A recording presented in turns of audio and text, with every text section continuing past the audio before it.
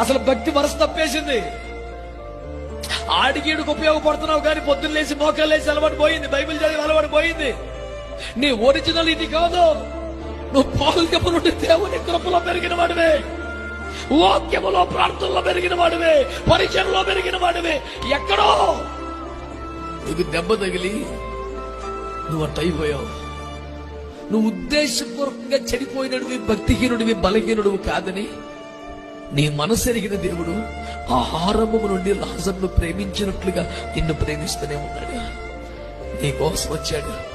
అక్కలిద్దరు అడ్డొచ్చినా, సమాధి రాయి అడ్డొచ్చినా యేసు నిన్ను చూడాలని కోరుకుంటున్నాడు.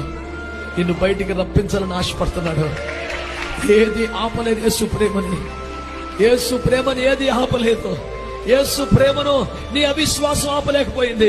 యేసు ప్రేమను నీ వ్యతిరేకమైన వాదాలు ఆపలేకపోయింది.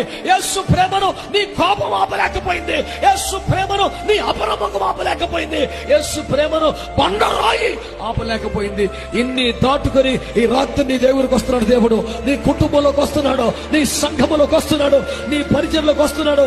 ఇది జరగదనుకున్నావు, ఇది క్లోజ్ అయిపోతుందనుకున్నావు.